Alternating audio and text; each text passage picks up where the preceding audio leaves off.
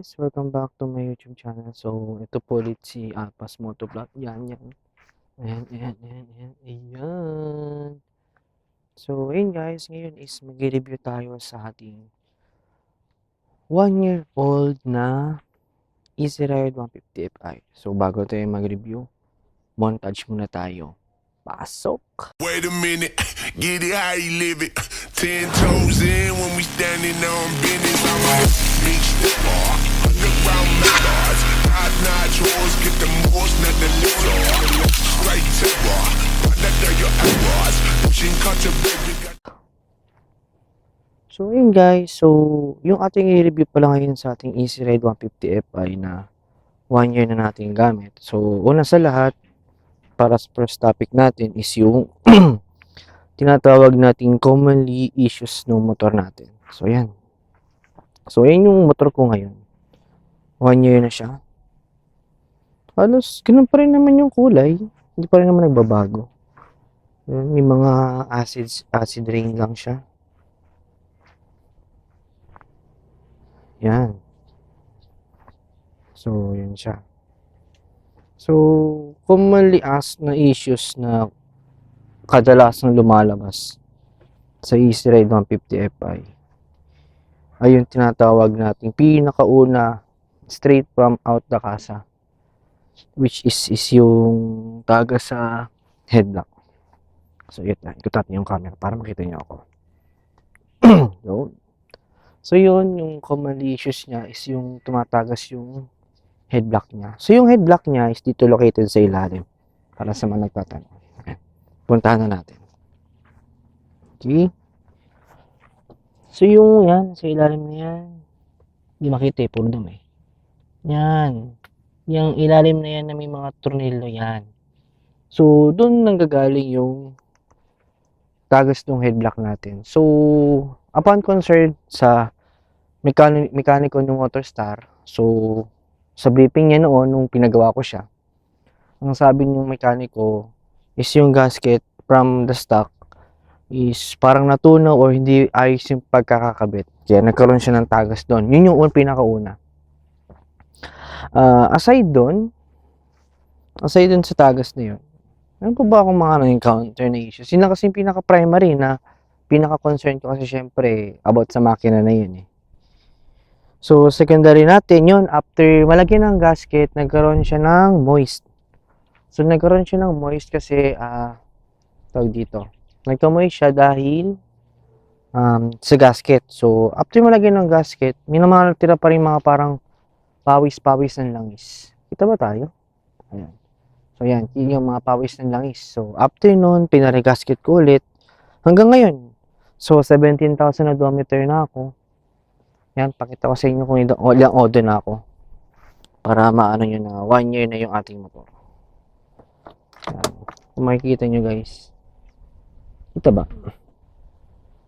Yan, bali 17,827. So, yan na yung odometer ng motor natin, no? So, marami na siyang napuntahan. Yan, paliwanag ko sa inyo mga napuntahan. So, next nun is yung tinatawag nating moisture dito sa may taillight. Yan, dito.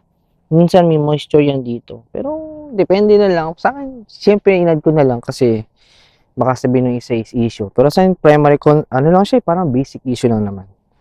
Madali naman gawa ng paraan. Tapos, yung isusunod natin, yun, yung maingin na preno sa likod, kagaya nito. Yan, pakita ko sa inyo. Yung ayan. Yung may, yan. So, yung stock pa yung brake pad ko, ganyan na siya kaingay. Nung pinalitan ko siya, medyo makapal pa. Ngayon nagpalit ako, ganun pa rin siya. Hindi ko alam, yun. Dito sa part na to, matigas. Ang tigas niya dito. Pero, para sa akin, wala lang. Preno naman yan eh. Para sa akin, wala naman. Hindi naman siya ganun ka-big deal issue. Mahalaga kung makapit yung preno natin. Malakas pa rin yung braking system natin. Wala mang pinagbago. So, ewan ko lang sa iba kung i-issue nila. So, yun. Nakapalpan naman yung disc natin. Hindi pa naman yung nakikita natin sa ibang vlog na manipis na lang yung parang pwede mo nang tupiin. Yan. So, sa ito yun. Napalitan ko na pala yung brake pad natin. Yan. Bagong palit na yun. Nung ano pa yun. I think 10,000 odo ko nagpalit nung ano. Yun. Tapos, add ko na rin yung malfunction sa ating mga buttons. Like, yung sa akin kasi, nung nababad siya ng ulan, nung may bagyong Christine ba yan? Ewan ko sa kami lugar. Doon kami sa kabilang deka nun eh. May bagyo nun eh. So, bali itong passing light, parang nagkukurap-kurap siya. Delay siya ng mga 1 seconds ganun bago kumagat. Tapos ito, yung starter natin, minsan mahirap siya pindutin. So, pag pinindot mo siya dito, hindi siya mag-under. Dapat dito mo siya pipindutin. Padiin siya. Kasi feeling ko, napasokan na siya ng dumi or ng tubig. Siyempre, sa katagalan, sa 1 year, minsan babad sa tubig, naalikabukan, ganun. Kaya, minsan di siya kumakagat yung parang dalawang, para kumagat yung starter. Pero, which is okay lang naman, kasi malaga kulmangal pa rin naman siya. So, yun, hindi pala tayo gumagamit ng kickstart. Minsan, kinikickstart ko siya sa umaga, pero minsan lang, para at least yung kickstart niya, kumagat pa rin, gumana pa rin, siyempre, merap na baka mag-stack up. So, yun. Tapos, isunod na rin natin mga bro, yung namamatay yung makina after car wash. So, bakit nga ba namamatay yung motor ko after car wash? So, namamatay siya dahil ito. Pakita ko na sa inyo sa loob. So, kita niyo ba? Yeah. Ito. Pag ito kasi nakataas, pumapasok yung tubig dito sa goma na to. So, pagpasok niya dito, mag-stack up yung sira-sira na nga to, yung akin, kailangan mapalitan na to. So, papasok yung tubig dito, so mangyayari, mamamatay yung motor, para siyang nalulunod na ayaw mag-start. Ayaw talaga mag-start, as in, naranasan ko yun, tries na nakataas, kasi minsan kasi ginagawa ko, tinataas ko to, nakataas siya dito, nakatapat, ganyan. Dapat pala nakababa, para yung tubig, bumababa lang siya. Hindi siya nag-stack up dito sa loob. So, ayun, bago na pala yung spark plug natin, naka-iridium na tayo. Iridium spark plug na pala tayo. Yan. So, yun lang naman yung mga basic na issue na i-encounter ko.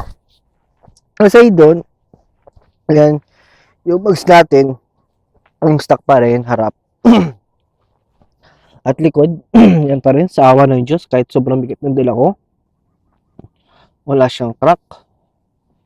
At maganda pa rin yung, niya, matibay pa rin. Tapos, yung ating speed sensor, doon pa rin siya, stock pa din. Kahit yung brake pad ko sa harap, stock pa rin, kasi pinapalitan. Baka, 20,000 or 25, palitan ko na siya. Ang speed sensor natin, stock pa rin yan. Yan. Tapos, yun lang yung mga commonly yun naman ang kambing. Tapos, additional ko na rin pala kayo. So, yung panggilid natin ay nag-upgrade tayo ng konti. Hindi naman ako makabing na to. Nag-upgrade tayo ng konti. So, yung belt natin, nagpalit na tayo kasi 15K odo na siya. So, 15K odo yung belt natin, nagpalit na tayo. Yung 819, 1930. Pagpag siya, pero meron siyang additional low gear kasi yung stock natin mataba. Yung pinili ko ngayon, sabi nila, manipis, mas mahaba. So, lubog siya sa torque, lubog siya sa pulley. Angat siya sa torque drive. Sobrang angat niya. So, yun nga lang, mapagpag niya lang talaga siya. So, baka next month, magkapera, ko yung pulley para at least umangat siya, gumanda yung play, mawala yung pagpag ng belt natin. Yung bola natin, stock 14 grams, fly ball. Clutch spring natin is yung galing kay Team Pasay. Yan. Team Pasay yan. Tapos yung ating belt, galing din kay Team Pasay. Tapos yung lining natin is sun clutch lining. Yan. Gawa naman yun. Pinagawa ko yung kay Boss Gino dati.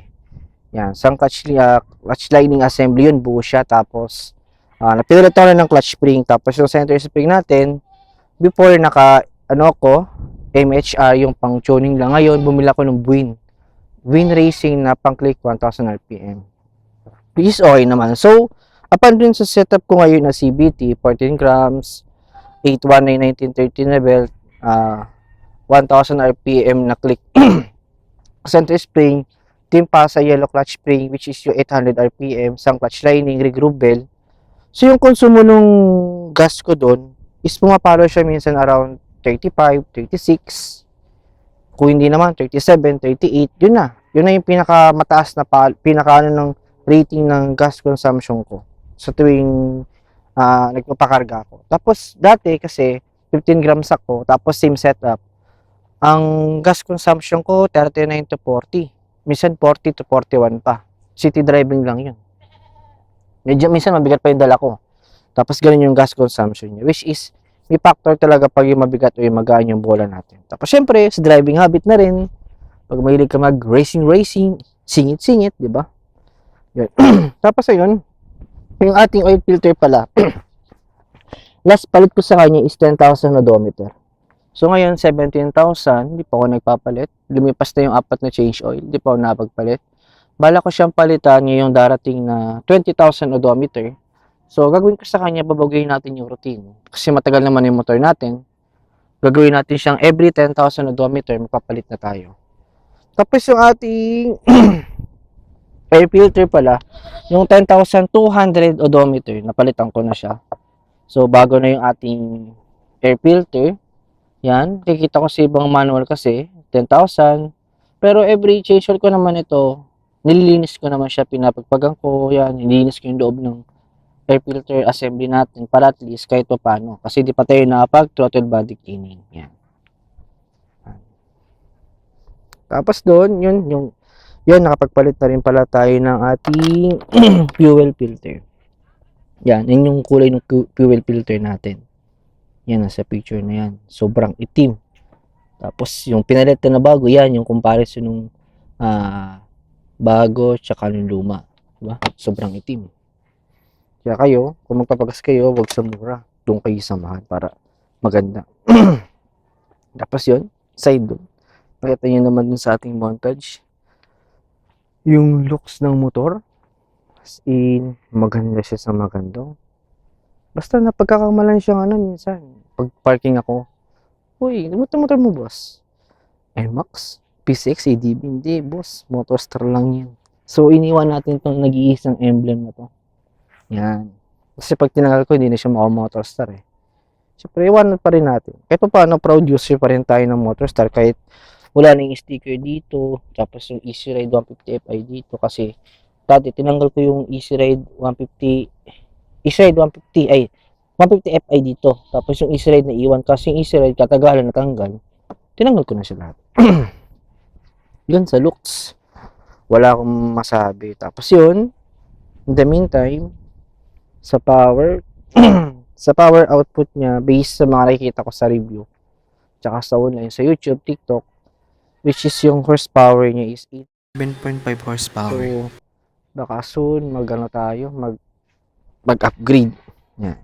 Mag-upgrade tayo. Upgrade pala natin dito soon is baka magpa super stock, call bore up, depende. Yan.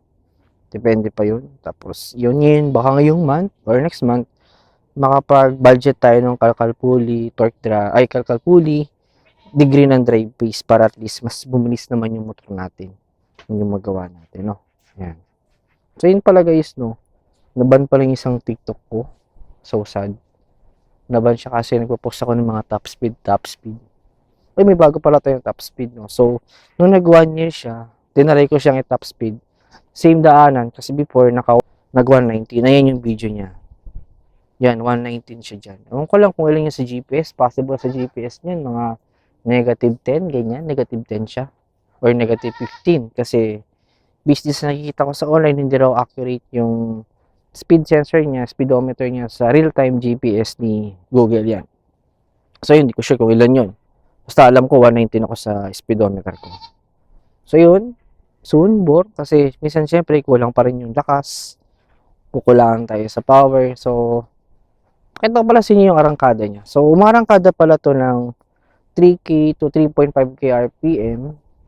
Tapos, parang maganda siya.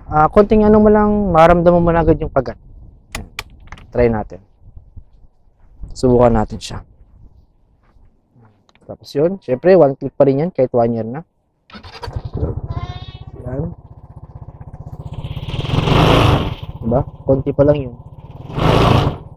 Konti pa lang, kumakagat na agad siya. konting-konti agad kumakagat na. So yun, payo ko lang din sa ibang naka-Motorstar, naka-China bike, every 1.5 change oil tayo. Ako kasi ganun ako, change oil every 1.5. Yung gamit ko palang langis, yun siya. Gamit ko na siya almost 9 months ko na siyang gamit, RS8 lang, walang ibang ginagamit. Tapos yung kulay gold, yung fully synthetic na kulay gold yung gamit natin. Yun lang yung ginagamit ko. At additional ko na rin pala yung sa isa pa palang issue last kasi naiwan eh. So yung para sa ibang kaalaman, ano ko na-encounter nyo to eh, lumuluwag yung nut no tambucho. Yan yung dalawang yan. Wait lang. Ba't ba? Mainit. Ito. Yan, ito. Lumuluwag yan. Kaya sa inyo, check nyo na yan kasi pinost ko rin sa before kong shorts. Kasi lumuwag yung sa akin. Buti na agapan ko agad. Nakita ko. Naikpitan ko siya kagad. So, yun. Shoutout pala kay Boss Dave. Tapos kay Boss Lawrence. Yung makikita natin. Yan. So, yan yung ating full review sa ating Easy Ride 150 Fi. Na 1 year old and, ano ba, 8 na yun, di ba? Bali, 1 year old and 4 days na siya or 5 days. Yan. So, 3 years to pay ko to kay Motorstar, 2 years to pay na lang akin na to. Pag nag 2 years na to, yun. Doon tayo magsimula mag-upgrade ng mga kung ano-ano po sa makina niya. So, yun guys. So, hanggang dito na lang yung ating review sa ating Easy Ride 150 Fi. Yan. Maraming salamat sa suporta. So, ngayon, hindi tayo naka-background na nag-rides tayo kasi gusto ko makita nyo na actual yung ating motor na maayos pa rin siya, na ganun pa rin yung condition niya kahit 1 year ko na siyang ginagamit.